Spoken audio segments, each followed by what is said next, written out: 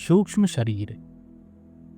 वाग आदि 5 कर्मेंद्रियां, श्रवण आदि 5 ज्ञानेंद्रियां, प्राण आदि 5 प्राण, आकाश आदि 5 भूत, बुद्धि आदि अंतःकरण चतुष्टय, अविद्या तथा काम और कर्म, यह पुर्यष्टक अथवा सूक्ष्म शरीर कहलाता है। यह सूक्ष्म अथवा लिंग शरीर अपंचीकृत भूतों से उत्पन्न हुआ है। यह वासनायुक्त होकर कर्म फलों का अनुभव कराने वाला है और स्वस्वरूप का ज्ञान न होने के कारण आत्मा की अनादि उपाधि है।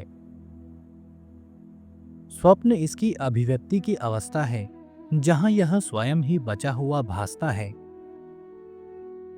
स्वप्न में जहां यह स्वयं प्रकाश परमात्मा शुद्ध चैतन्य ही भिन्न भिन्न पदार्थों के रूप में भासता है। बुद्धि जागृत कालीन नाना प्रकार की वासनाओं से कर्ता आदि भावों को प्राप्त होकर स्वयं ही प्रतीत होने लगती है।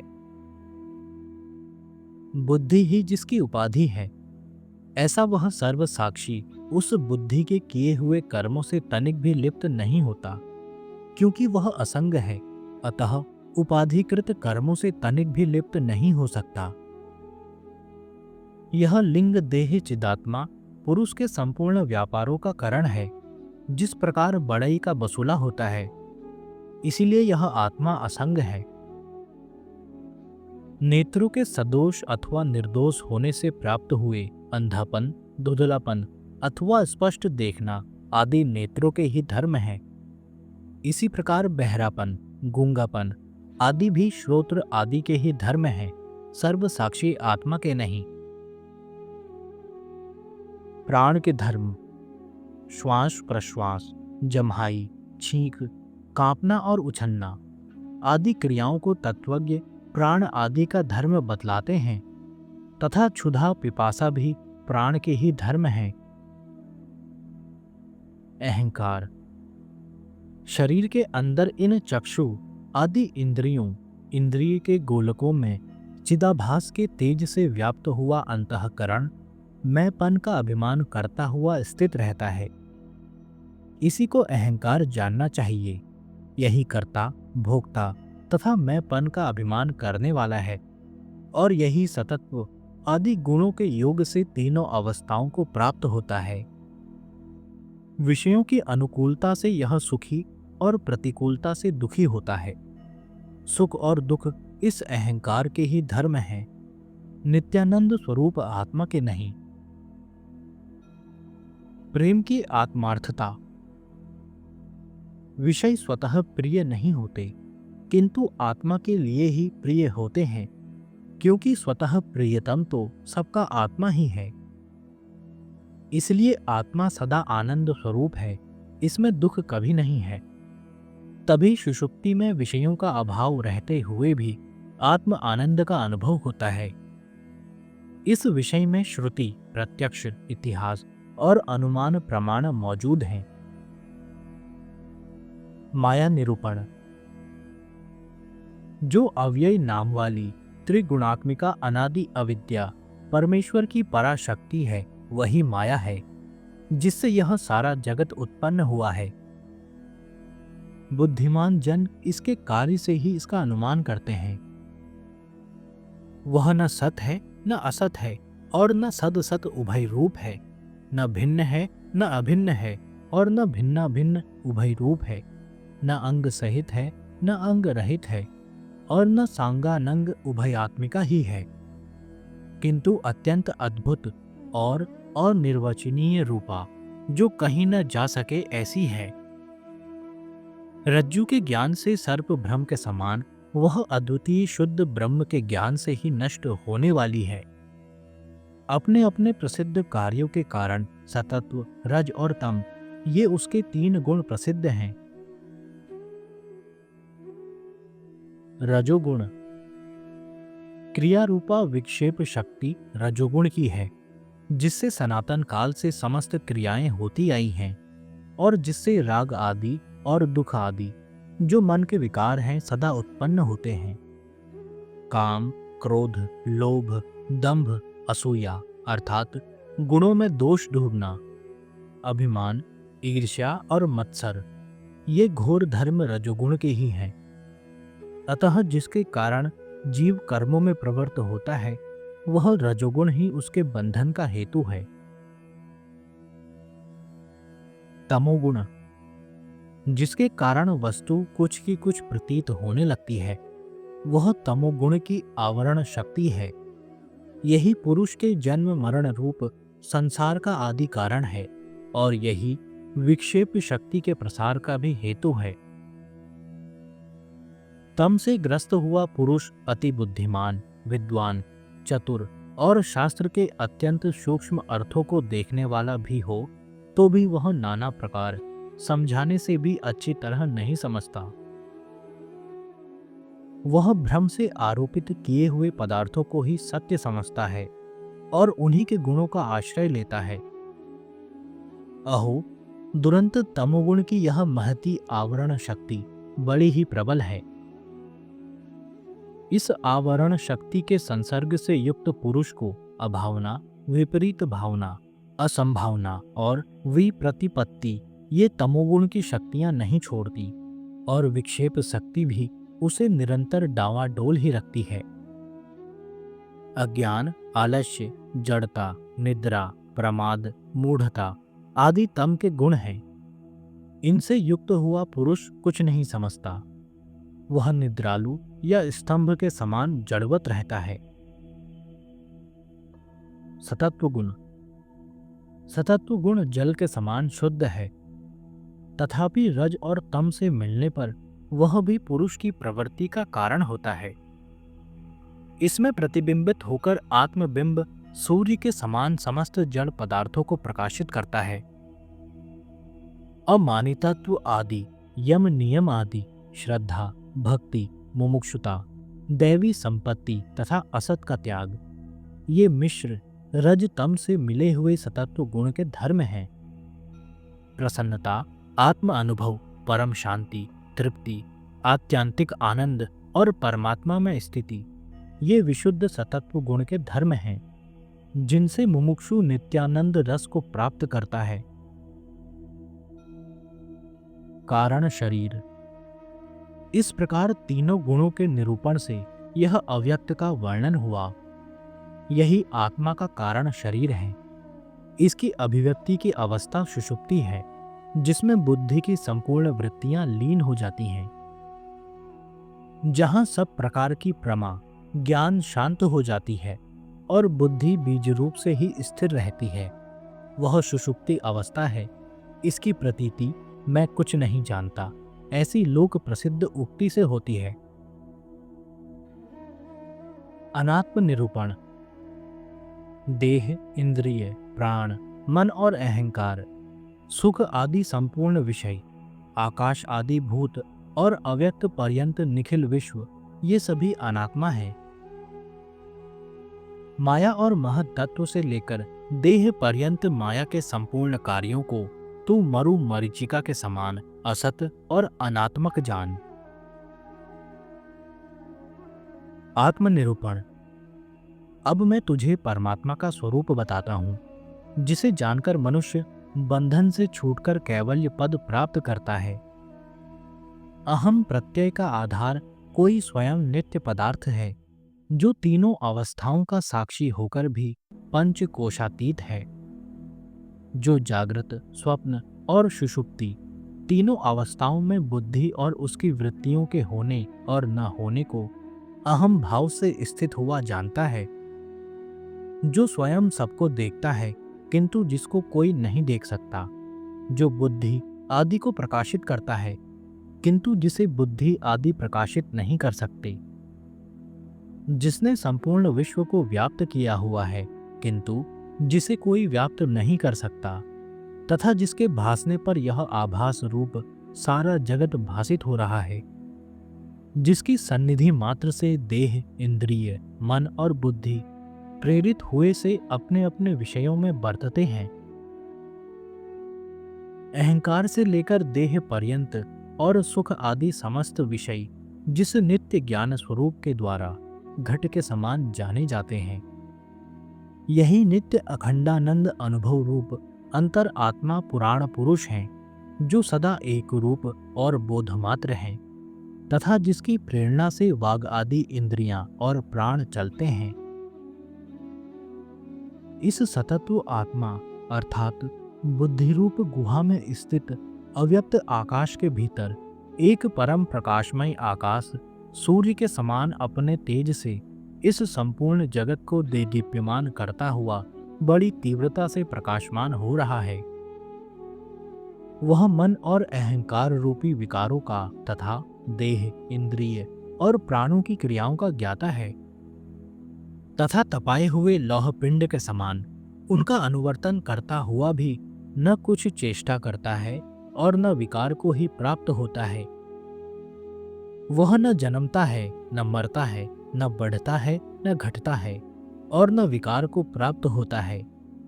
वह नित्य है और इस शरीर के लीन होने पर भी घट के टूटने पर घटाकाश के समान लीन नहीं होता। प्रकृति और उसके विकारों से भिन्न शुद्ध ज्ञान स्वरूप वह निर्विशेष परमात्मा सत असत सबको प्रकाशित करता हुआ जागृत आदि अवस्थाओं में अहम भाव से स्फुरित होता हुआ बुद्धि के साक्षी रूप से साक्षात विराजमान है। तू इस आत्मा को संयत चित्त होकर बुद्धि के प्रसन्न होने पर यह मैं हूं ऐसा अपने अंतःकरण में साक्षात अनुभव कर और इस प्रकार जन्म मरण रूपी तरंगों वाले इस अपार संसार सागर को पार कर तथा ब्रह्म रूप से स्थित होकर कृतार्थ हो जा। अध्यास। पुरुष का अनात्म वस्तुओं में अहम इस आत्म बुद्धि का होना ही जन्म मरण रूपी क्लेशों की प्राप्ति कराने वाला अज्ञान से प्राप्त हुआ बंधन है, जिसके कारण यह जीव इस असत शरीर को सत्य समझकर इसमें आत्मबुद्धि हो जाने से तंतुओं से रेशम के कीड़े के समान इसका विषयों द्वारा पोषण, मार्जन और रक्षण करता रहता है। मूढ़ पुरुष को तमोगुण के कारण ही अन्य में अन्य बुद्धि होती है। विवेक न होने से ही रज्जु में सर्प बुद्धि होती है। ऐसी बुद्धि वाले को ही नाना प्रकार के अनर्थों का समूह आ घेरता है। अतः हे मित्र सुन, यह जो असद ग्राह असत्य को सत्य मानना है वही बंधन है। अखंड, नित्य और अद्वैय बोध शक्ति से स्फुरित होते हुए अखंड ऐश्वर्य संपन्न आत्म तत्व को यह तमोमयी आवरण शक्ति इस प्रकार ढक लेती है जैसे सूर्य मंडल को राहु। अति निर्मल तेजोमय आत्म तत्व के अदृश्य होने पर पुरुष अनात्म देह को ही मोह से मैं हूं ऐसा मानने लगता है।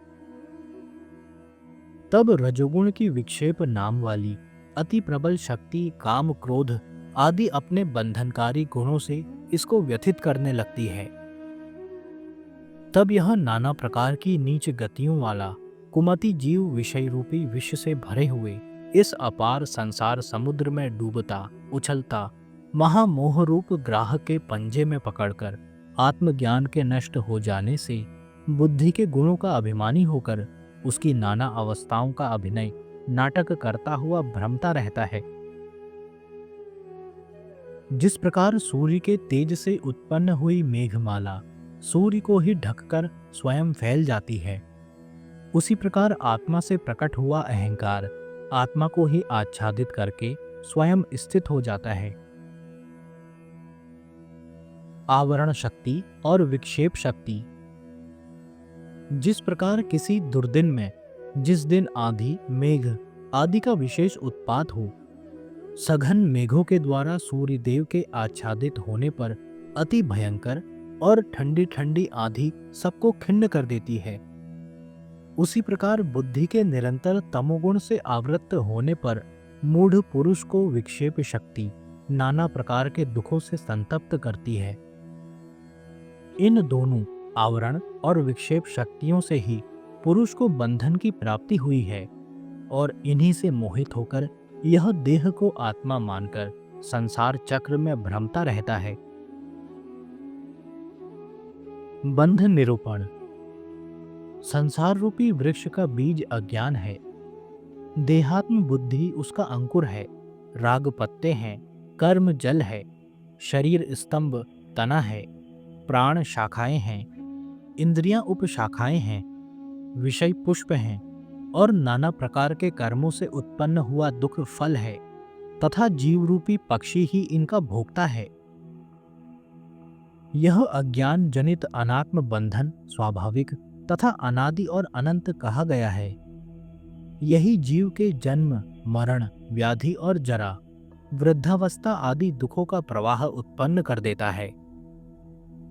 यह बंधन विधाता की विशुद्ध कृपा से प्राप्त हुए विवेक विज्ञान रूप शुभ्र और मंजुल महाखड्ग के बिना और किसी अस्त्र, शस्त्र, वायु, अग्नि अथवा करोड़ों कर्म कलापों से भी नहीं काटा जा सकता।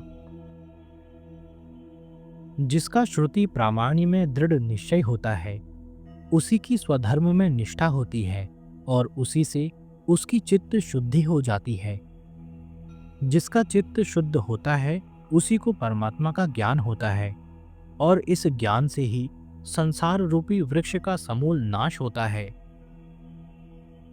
अन्नमय आदि 5 कोशों से आवृत हुआ आत्मा अपनी ही शक्ति से उत्पन्न हुए शिवाल पटल से ढके हुए वापी के जल की भांति नहीं भासता। जिस प्रकार उस शिवाल के पूर्णतया दूर हो जाने पर मनुष्यों के तृषारूपी ताप को दूर करने वाला तथा उन्हें तत्काल ही परम सुख प्रदान करने वाला जल स्पष्ट प्रतीत होने लगता है, उसी प्रकार 5 कोशों का अपवाद करने पर यह शुद्ध नित्यानंद एक रस स्वरूप अंतर्यामी स्वयं प्रकाश परमात्मा भासने लगता है। बंधन की निवृत्ति के लिए विद्वान को आत्मा और अनात्मा का विवेक करना चाहिए। उसी से अपने आप को सच्चिदानंद रूप जानकर वह आनंदित हो जाता है। जो पुरुष अपने असंग और अक्रिय प्रत्यग आत्मा को मुझ में से सीख के समान दृश्य वर्ग से पृथक करके तथा सबका उसी में लय करके आत्मभाव में ही स्थित रहता है, वही मुक्त है। अन्नमय कोश। अन्न से उत्पन्न हुआ यह देह ही अन्नमय कोश है, जो अन्न से ही जीता है और उसके बिना नष्ट हो जाता है। यह त्वचा, चर्म, मांस, रुधिर, अस्थि और मल आदि का समूह स्वयं नित्य शुद्ध आत्मा नहीं हो सकता। यह जन्म से पूर्व और मृत्यु के पश्चात भी नहीं रहता, क्षण में जन्म लेता है, क्षणिक गुण वाला है और अस्थिर स्वभाव है तथा अनेक तत्वों का संघात, जड़ और घट के समान दृश्य है। फिर यह भाव विकारों का जानने वाला अपना आत्मा कैसे हो सकता है? यह हाथ पैरों वाला शरीर आत्मा नहीं हो सकता, क्योंकि उसके अंग भंग होने पर भी अपनी शक्ति का नाश न होने के कारण पुरुष जीवित रहता है। इसके सिवा जो शरीर स्वयं शासित है, वह शासक आत्मा कभी नहीं हो सकता। देह, उसके धर्म, उसके कर्म तथा उसकी अवस्थाओं के साक्षी आत्मा की उससे पृथकता स्वयं ही स्वतः सिद्ध है। हड्डियों का समूह, मांस से लिथड़ा हुआ और मल से भरा हुआ यह अति कुलसित देह अपने से भिन्न अपना जानने वाला स्वयं ही कैसे हो सकता है? त्वचा, मांस, मेद, अस्थि और मल की राशि रूप इस देह में मूढ़ जन ही अहम बुद्धि करते हैं। विचारशील तो अपने पारमार्थिक स्वरूप को इससे पृथक ही जानते हैं। जड़ पुरुषों की मैं देह हूं, ऐसी देह में अहम बुद्धि होती है। विद्वान की जीव में और विवेक विज्ञान युक्त महात्मा की मैं ब्रह्म हूं, ऐसी सत्य आत्मा में ही अहम बुद्धि होती है। अरे मूर्ख, इस त्वचा, मांस, मेद, अस्थि और मल आदि के समूह में आत्मबुद्धि को छोड़ और सर्वात्मा निर्विकल्प ब्रह्म में ही आत्मभाव करके परम शांति का भोग कर। जब तक विद्वान असत देह और इंद्रिय आदि में भ्रम से उत्पन्न हुई अहमता को नहीं त्यागता, तब तक वह वेदांत सिद्धांतों का पारदर्शी क्यों ना हो, उसके मोक्ष की कोई बात ही नहीं है। छाया, प्रतिबिंब, स्वप्न और मन में कल्पित किए हुए शरीरों में जिस प्रकार तेरी कभी आत्मबुद्धि नहीं होती, उसी प्रकार जीवित शरीर में भी कभी नहीं होनी चाहिए, क्योंकि देहात्म बुद्धि ही असत बुद्धि मनुष्यों के जन्म आदि दुखों की उत्पत्ति के कारण है। अतः उसे तू प्रयत्न पूर्वक छोड़ दे। उस बुद्धि के छूट जाने पर फिर पुनर्जन्म की कोई आशंका न रहेगी।